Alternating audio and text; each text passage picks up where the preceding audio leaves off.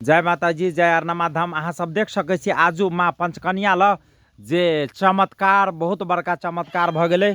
और वही चमत्कार में देख लियो जे पान प्रसादी लकाय माता जी के दरबार में, पंचकन्या के दरबार में की चमत्कार भ गेलो। हमारा बेटा के निमन भ गेलै त हम कहली जे 5 किलो लड्डू है माता कन्या माता के चढ़ेबा त हमरा बेटा के निमन भ गेलै। हम बड़ी मन खुशी हमर। आ कत छलो बेटा जे? मलेशिया में हमर बेटा है। आ ई केहन रूप में देखलिए माता जी के? माता जी के देखलिए अते मोट के अथी जका है।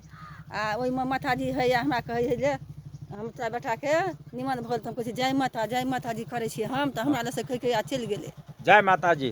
तो पंचकन्या माता डीहबारनी चमत्कार कर दिलको तोरा। हाँ, जय माता जी। जय माता जी। देख लियो हिनकरे मुँह से सुन लिए जे पंचकन्या कुसुमई गाछ में 700 वर्ष पुराना बास लेने है। और हिनकर कह भेले जे हमरा पंचकन्या माता बेटा छल विदेश में बीमार और हुनका ई चमत्कार भ गेलै। वही के खुशी में जे ये 5 किलो लड्डू माता जी के पंचकन्या माता डीहबारनी ल जे चढ़बे ला अइले। जय माता जी, जय अरनमा धाम।